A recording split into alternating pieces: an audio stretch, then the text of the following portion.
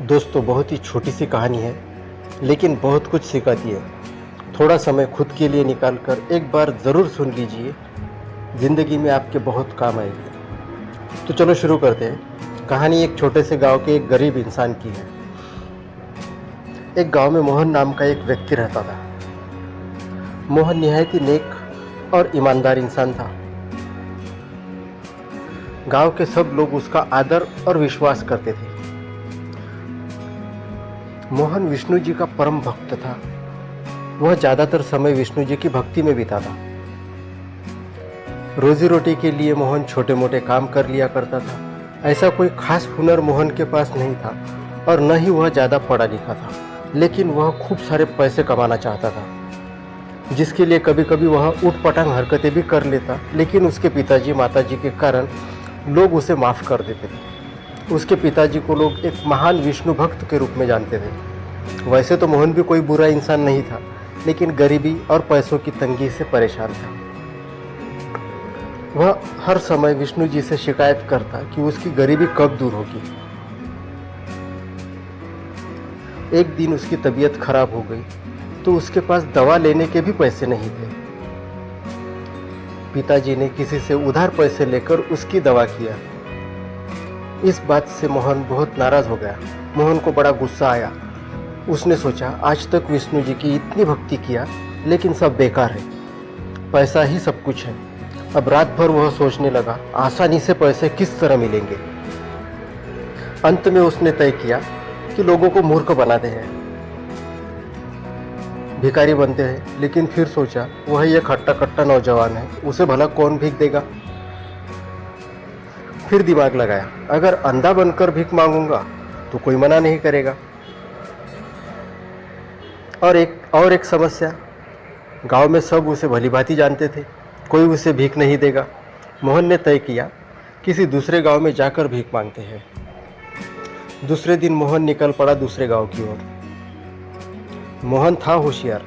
उसे लगा, यार अगर किसी को पता चल गया कि वह अंधा नहीं है तो बहुत पिटाई हो जाएगी। तो वह अंधे बनने की प्रैक्टिस करने लगा। उसने अपनी आंखों पर पट्टी बांध ली और आगे चलने लगा। उसी समय माता लक्ष्मी जी और विष्णु जी अपने विमान से आकाश मार्ग से कहीं जा रहे होते हैं। माता लक्ष्मी जी विष्णु जी से कहती है, वह देखिए आपका भक्त मोहन बेचारा कितना उदास है, आप उसका उद्धार क्यों नहीं कर देते। विष्णु जी कहते हैं, आज मोहन को हम एक ऐसा उपहार देने वाले हैं जिससे उसके जीवन के सारे कष्ट दूर हो जाएंगे। माता लक्ष्मी जी पूछती है, प्रभु हमें भी बताइए कि ऐसा क्या देने वाले हैं आप अपने परम भक्त को।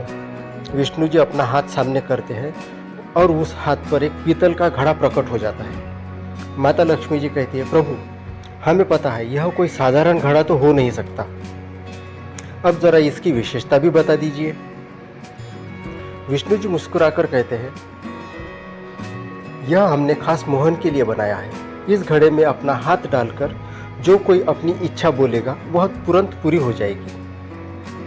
यह सुनकर माता लक्ष्मी जी बहुत खुश हो जाती है और कहती है, चलो अब जल्दी से यह उपहार हम मोहन को दे देते हैं। विष्णु जी कहते हैं, हम इस घड़े को मोहन के रास्ते में रख देते हैं। एक छोटी सी परीक्षा अभी बाकी है। हम तो उपहार दे रहे हैं, लेकिन इसे स्वीकार करना या ठुकरा देना यह मोहन पर छोड़ देते हैं। विष्णु जी और माता लक्ष्मी जी वह घड़ा मोहन के रास्ते में रखकर आगे निकल जाते हैं। कुछ देर बाद मोहन वहां पहुंच जाता है। वह घड़े के ठीक सामने आ जाता है। चूंकि मोहन अंधेपन की प्रैक्टिस कर रहा होता है तो उसकी आंखों पर तो पट्टी बंधी होती है, जिस कारण वह घड़े को देख नहीं पाता और उसे ठोकर मारकर आगे निकल जाता है। इस तरह अपनी आंखों पर अज्ञानता और कुबुद्धि की पट्टी बंधी होने के कारण अक्सर लोग अपने सुनहरे भविष्य को अनजाने में ठोकर मार देते हैं। आपने कभी सुना होगा, कहीं किसी गांव में एक गरीब मजदूर रातों रात करोड़पति बन गया। एक ही रात में उसकी किस्मत चमक गई, 50 करोड़ की लॉटरी लग गई। सुना होगा आपने, सही है, ऐसा हुआ है कि लोग रातों रात अमीर बन गए। हम क्या करते हैं, ऐसी कोई खबर सुनकर अपनी किस्मत को कोसते हुए बात को भुला देते हैं। कभी सोचा है कि लॉटरी तो लाखों लोग खरीदते हैं, फिर हर कोई अमीर क्यों नहीं बन जाता। और जो रातों रात अमीर बन गया उसमें ऐसी क्या विशेषता है जो हम में नहीं है? ऐसा तो हो नहीं सकता कि उसने अपनी किस्मत खुद लिखी हो। हम सब की किस्मत भगवान ही लिखता है और सबकी किस्मत अच्छी ही लिखी होती है। अक्सर हम अपने हाथों से और अपने कर्मों से अपनी किस्मत बिगाड़ लेते हैं। अच्छा, अक्सर देखा गया है कि जो व्यक्ति इतना बड़ा इनाम जीतता है वह रेगुलर लॉटरी नहीं खरीदता। उस समय पहली बार योगायोग से खरीदी होती है। लॉटरी तो एक माध्यम है, उसकी मेहनत, ईमानदारी, सच्चाई और अच्छाई का फल तो उसे मिलना ही था।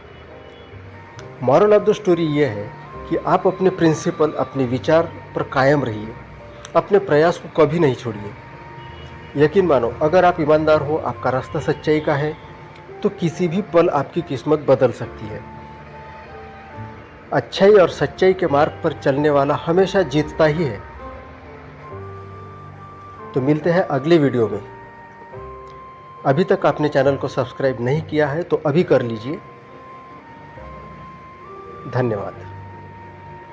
Be happy and keep smiling forever.